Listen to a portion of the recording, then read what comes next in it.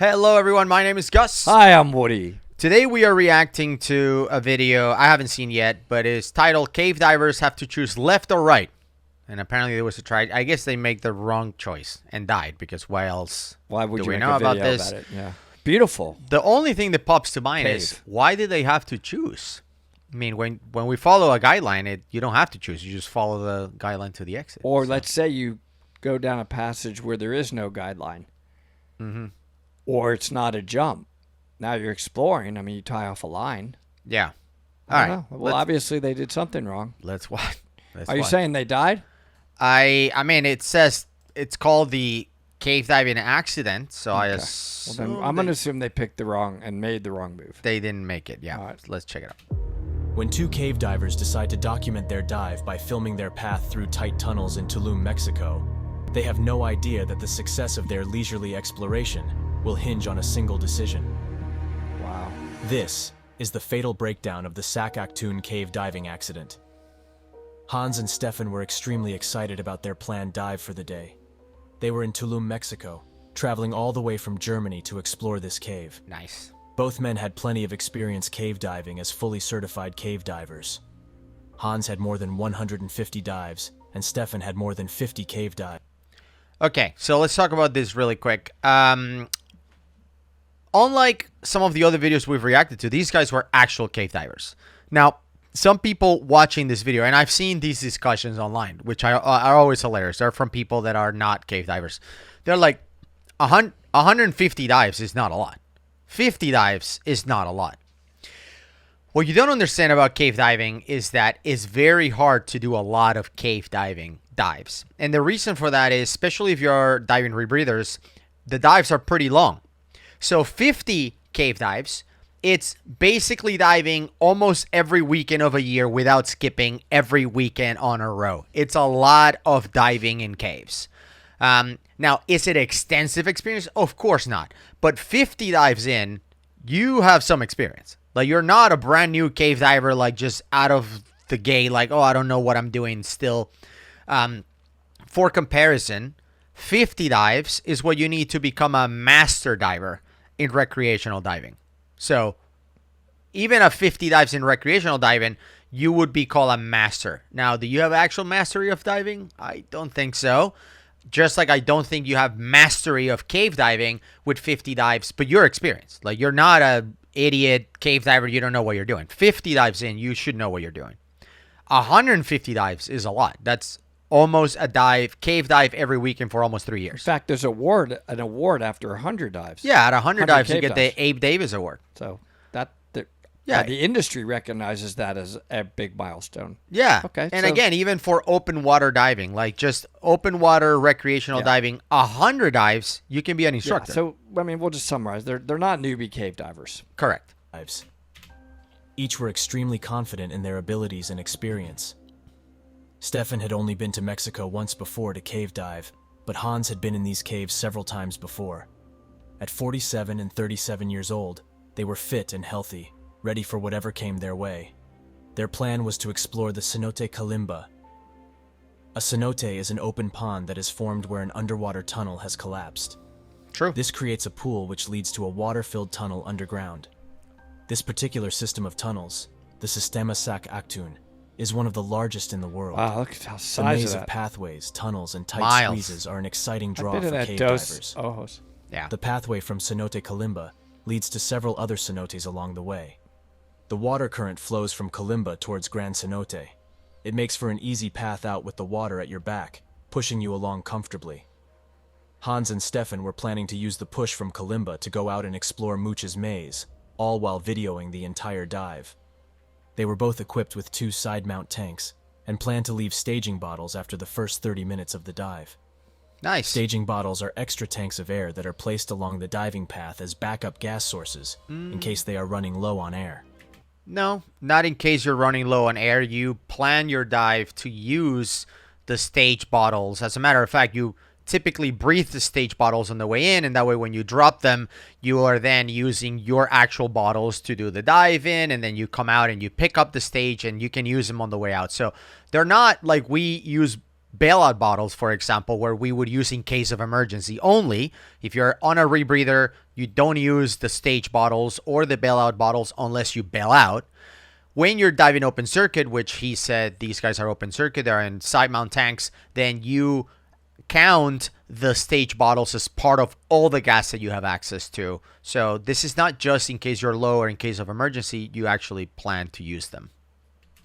The guys intended to return back to Kalimba for their exit. It was a bold choice, because the second half of the dive would include swimming against the current and squeezing hard. through tight restrictions that led back to Cenote Kalimba. Several other teams of divers would be heading out that day as well, with all starts staggered by an hour. Hans and Stefan entered the cenote at 10:30 a.m. on Wednesday, November 14th, 2018. The plan for the day was set, and they were excited about the dive ahead. The first portion of the dive is filled with narrow passages and tight squeezes. Wow. They had their side mount tanks, so there was more flexibility to where they would actually fit. Look at that. The BOA restriction takes slow and precise movement through the rocky passage, where some parts are just 18 inches wide. Each man turned his way through the maze, pulling and pushing where necessary, always waiting for their dive partner to make it through. Perfect. They each took turns manning the camera to document the adventure, while the other was winding through tunnels. After the first 28 minutes of diving, they decided to drop their staging tanks. They thought they were through a good distance of the entrance of Kalimba, and had used half the air in the stage bottles. What they didn't know was that they were barely through the first section of Kalimba. The videography had severely slowed their progress, and they had dropped the tanks at a spot that they normally would have passed after just 15 minutes of diving. Pretty. So it should have taken them 15 minutes to get there, but it took them 28. And I think this is one of the things that I feel like we take for granted in our caves in Florida, is that we have markers. So even if I went on a brand new cave, I've never been in Florida, typically you would find markers every 100 feet. So every 30 meters, you would find 100, 200, 300, 400 feet. So if the plan is, look, we're going to do a penetration of 2,000 feet or whatever. So at 800, let's drop a bottle. Then even if it takes you 40 minutes, 50 minutes, whatever, the fact that I'm swimming on the line and I'm seeing 100, 200, 300, 400, whoa, this is weird. We're at 500 feet and we already should be at 800. That is enough information that you will know that, okay, we're not going to make 2,000. We need to turn around because of the thirds, right? Because the rule of thirds. You use 1/3 on the way in, 1/3 on the way out. It seems like, well, it doesn't seem like. In Mexico, that's not a thing. There's no markers like that. I don't want to say all caves, but I've never been in a cave in Mexico where I've seen a marker with a 100, 200, 300, whatever. So these guys just didn't know. They're like, they use time. 30 minutes and we'll drop off the bottles, even though they should have been 15. They were 15 minutes in, but it took them 30 minutes to get there. So that was one part that was bad. Continued on through the rest of the permanent Kalimba line. I was just going to say one thing because it's making me think about it. Yeah. Remember the days where we had never DPV'd and we were just swimming and Like barely animals. moving and swimming? Yeah. And even when I went with Mike in Mexico, where it doesn't have a lot of flow and we're way back, and then finally the next time we're like, let's just take DPVs. It's not a little bit better on the DPV. It's a whole different experience. Yeah. It's so much faster to get to where you're going.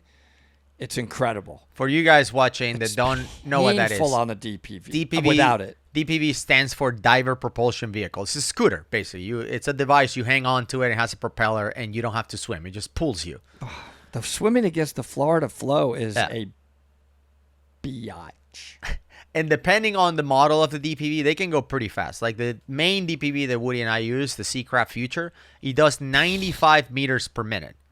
So that is, I mean, it's not Olympian level of speed of 100 meters, but it's faster than I can swim 100 meters. You're flying. How about kicking that same route through Ginny? I mean, that thing's got high flow. Yeah. You kick, and you're looking down at the ground. And God, am I moving? It's so much DPV is work. just like click, click. Here we go. But you got to be careful, right? Because it gets you far quick. Yeah. In the Sac Actun system, there are several permanent lines leading from each of the cenotes. If you want to move from one permanent line to the other, you'll need to install your own jump line. Yeah. This not only links your path between lines, but lets other divers know that someone is down the path ahead. Hans and Stefan placed their jump lines, along with cookies to show both identity and direction. Nice. Cookies are small plastic clips that divers use to mark lines for direction. Each diver places his own cookies so That's that an he is arrow, sure of but- the direction while deep inside a water-filled tunnel. These are essential markers for each person to be confident in their own navigations, no matter what other divers are doing. Okay. Although Hans was the more experienced diver, both he and Stefan were experienced enough to know what dangers may lay ahead. Unfortunately, even the most experienced divers can't survive without air. True. After jumping onto the Mooch's maze line, the guys enjoyed exploring the area and moved through while videoing each step of their adventure. After Mooch's maze, they would have to set another jump line to move over to the Paso de Lagarto main line. Nice. They were now 75 minutes into their dive, and according to their dive computers, had decided to turn around to start heading back. This Okay. Now, it's a lot of people don't realize that there are actually different rules for where you put cookies and or arrows or rems in different parts of the world. Yeah. It's different in Mexico. They have a different set of rules. So I think what's important is that we know, and we as a team, we understand what's going on. Yeah, you agree as a Yeah. team to do it. But yeah, you saw the two different markers there. So this is an arrow, looks like that. And then there's a cookie, which is non-directional. It typically, what you do is, even though there's only one arrow telling you where the exit is, everyone else in the team will put a cookie with their name. And then for me, if I'm the last person coming out, the fact that I don't see any cookies or only see mine means that everyone else already passed by and grabbed their cookie on the way out. So it's communicating without talking.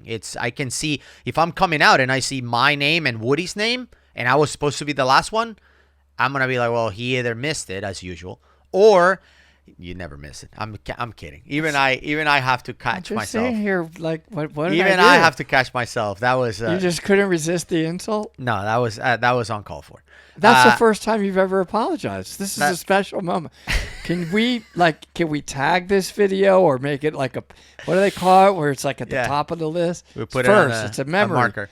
No, so the idea is if you're coming out again and you see somebody else's cookie in there that should have been out, then you have to assume that they either missed it or they haven't come out and they got lost. I think I remember a few times you also saying you've never seen me and Tram, or there's been a few comments along the way. And in case you're wondering what happens if that's the case, then you will leave the jump line in. So if I get to the end of my jump and I see a cookie from somebody who should have been out but they are not out, I just leave the line in, get it later, or just lose it. But you're not going to take the jump out and leave the person without a continuous guideline to the surface. And the only insult I'm just trying to I'm deviating that Oh, I think boy. I ever give you it's not really an insult. It's just truth that you're always like cranky or in a bad mood or insulting and derogatory. I'm in agreement. Besides those Derogatory. four insults, I don't insult you. Okay. moment may have been the critical point in their dive. And then you have poisonous arms. That's When they turned back, they had probably noticed an unusual depletion of air in their tanks. It had seemed like an easy trip out to this point with the current, but they had been distracted with their videotaping and didn't realize that they had passed the rule of thirds. Under normal diving circumstances, divers would use 1/3 of their air on the trip out, 1/3 on the trip back, and keep 1/3 in reserve for emergencies. That's After all having passed legit. the 1/3 point, they quickly turned and headed back the way they came. They pulled up the jump line that was placed between Paso del Lagarto and Mooch's Maze. The video record continues until 93 minutes, and things seem to be going along just fine. They were a little behind schedule, but the video shows a comfortable pace within Mooch's Maze. This 7 looks minutes awesome, by later, the way. they were I wanna pulling the do jump this. between Mooch's Maze and the main Kalimba line, on their way to the tight restrictions of the snaking Kalimba pathway. It was just after this time that they faced a scary moment in their dive. They were running low on air and had to make a decision. Either to continue swimming against the current of water through a slow and tight maze of tunnels, or swim along with the flow in large open pathways toward the Gran Cenote exit. So far though. Stefan wrote a question on his wet notes. Gran Cenote, okay? Hans scribbled, no matter where, out. The dwindling supply of air was starting to become frightening. Man. They needed to pick a path and get going toward an exit point. Even though they were moderately close to their bailout tanks, the path to get there would take too much time in their estimation. Oh, They decided to take the longer, but hopefully faster route out to Gran Cenote. It was 106 minutes into their dive when they re-entered Mooch's Maze and quickly moved to the Paso de Lagarto main line. It seems that they did this rather efficiently, and the men started down the main line heading to the closest exit. Along the walls of the cave, large arrow markers were drawn showing the direction of the closest exit. They could see these as they went along, knowing that they were heading in the right direction. Stefan could see that his tanks were almost empty, and he was frantic. Hans deployed his extra regulator hose so Stefan could share one of his 2 tanks. Oh, man. They were steadily moving along, trying not to panic, but their heart rates were rising. Yep, it would When be. they checked the tank pressure, they were each flooded with dread. They quickened the pace, which ultimately used the air much faster than planned. Dude, this is bad. As they neared the end of the Paso de Lagarto line, they began straining to pull air from the shared tank. Oh, man. It was empty. This is really why I'm saying, and I've said it in a number of videos, I only want to dive in a cave on a rebreather. Yeah. We have so many more options. So whatever you want to say, well, rebreathers are dangerous. That has got to be so stressful. Can you imagine you and I are on it, we're watching the gauge drop, and it's getting hard to pull, which is exactly what happens. And you start breathing fast and panicking. I don't care how brave you think you are. You would be really nervous at that point. Oh man. Yeah. Right? You'd be like, what option do we have now? But not only that. Terrible, not only the terrible. fact that you're running low on air, but the fact that you don't know where you're going. I know. Because remember, these guys came out in one entrance. I know. And at some point they made the decision, let's go to the other entrance, which, by the way, when you're doing a traverse, that's what we call a traverse, you're supposed to go where you're exiting to confirm that exit it's available. Not collapse, yeah. And you're supposed to lay a line to the open water. Yeah. So when you're coming out through your traverse, you get to your line that you laid the day before, week before, earlier in the day, whatever, and then you can follow your line on the way out. In fact, you probably should have dropped an O2 bottle there Yeah, for your deco. correct. And these guys, well, I think a lot of these cenotes are pretty shallow, but the point Okay. is, these guys decided to go blindly to the exit in an act of desperation. Tough. The wide-eyed moment of realization sent Stefan into a frantic swim for the exit. Hans was stunned. His tanks were empty, and he watched as Stefan swam away using the last bit of air in his own tank. Man. They were at the turn towards the Hotul Cenote exit, which was only a few hundred feet away. This was it, their life or death moment. The other teams had returned to the surface and didn't see Hans and Stefan at the Kalimba Cenote. Some of the next group went over to Grand Cenote to see if they had exited so there. bad. I'm going to ask you a It's question. really, for this one, for some reason, is really bothering me. I could just feel that guy that's a few hundred feet away, and he's out. He can't get there. He's looking at, I'm almost there, and you just start drowning. How Terrible, man. close to low, like how far down do you drain your tanks before you start thinking of, let's say, doing a little rebreather ish with your wing to conserve? All the way, I guess. All the way to that? I don't know. Like, I just wonder if at some The point. reason I say I don't know is Yeah. because I don't. I don't know how I would act in that situation. But don't you I've think- always been willing to say that too in these videos because Of course. because I think it's very easy to play, quarterback So sitting easy. here in your freezing room and calm. But I'm telling you, man, you don't know You how don't you're think. going to act in that situation, Gus. You would be freaked. I mean, you I- you could die. I would probably not have the presence of mind to say, Yeah, we don't know. well, I have 500 psi left. I don't know where the exit is. I'm going to take a breath, breathe out into Yeah. my wing, breathe it back in, breathe it out, breathe it back in, then blow it out. Like, go semi-close with your wing. I hear you. That would extend your breath for a little bit. It's not guaranteed that you're going to live, but it should last you. If you breathe it a couple times, it will be dangerous. Yeah, because you're You will breathing back probably- 16%. and then in the breathing back wing. 11 or whatever. Yeah, I know. I I get hear it. your logic sitting here with me. I get it. What I'm saying is, and I know people are like, it's always make me crazy. When I see the comments, people are like, you shouldn't do that. You can have a lung infection. know. Well, either that or you die. Right. Like, what are we talking about here? A lung infection or save your life? I'll take the lung infection and hope the antibiotics kill the infection, right? But the point is, these guys seem to be a few hundred feet from the exit. So think of Ginny. Imagine they were at the lips, like really close to the exit, right? After the lips, you have the gallery and then the exit out. I know. Would you not risk going into your BCD and breathing a couple times to see if you can make it? You're out of air. I think so. Yeah. I think I would, but I don't know. But I wonder at what point do you do that? Do you do it at 1,000 PSI? Well, but I don't know. 500 If PSI? I've already panicked, already Yeah. I'm starting to pass out. I'm not thinking clearly. Yeah. It's tough. I mean, you're drowning. It's bad. I don't know. Yeah, I mean, I know that we're here sitting in could my black out. perfectly temperatured room in the studio, which is great. It's great air conditioning here. I love it. Why does it say 58? I know that it's easy to play quarterback, but that's what these accidents are for. It's like when remember Sully landed in the river? He had to make a decision whether I land safely in New Jersey or I take a gamble and land in the river, and he made the right choice. He landed in the river rather than going to who wants to go to New Jersey? Yeah. The point is, it's easy to look at these accidents and play quarterback. That's what we're doing. But I feel like if you have the presence of mind to know that I'm a few hundred feet away from this thing, but I don't have enough air, start breathing out of your BCD if you can. Yeah, you're going to get an infection, but come on. It's either that or drowning. If you're conscious still and you can think that way. Yeah. Clearly, something had gone wrong with their dive plan. After notifying the dive shop, they grabbed some new tanks and started back down the Kalimba line to see where they might have turned off. Their line markers were there at the T-junction, marking the direction they had gone.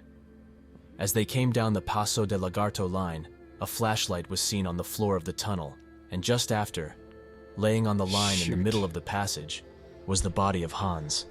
His mask and helmet had been removed, and his tanks were empty. Yeah. The divers marked this location and continued on to see what had happened to Stefan. After checking several paths, they turned towards the Hotul Cenote, which was the nearest exit. They followed the short path and could see the light of the cenote shining through the water. Wow, that And there, close. They found the body of Stefan, just 60 feet from the surface of the water. Blacked out. Both of his tanks were completely empty. You see? Despite their years of experience and certifications, Hans and Stefan found themselves in the middle of a long tunnel, with not enough air between them. Somehow their leisurely swim through the path with the current at their back used far more than the planned third of air. Once they had passed the halfway point in their air supply, the die was cast. No matter which direction they chose, there was just not enough air for them both to make it out alive. Stefan likely had a small reserve of air that allowed him to push forward to the Hotul exit, where he could see the light from above, but just could not make it to the surface. Their deaths were investigated using the video, body locations, dive computers, condition of the equipment, and their wet notes to piece together exactly what happened.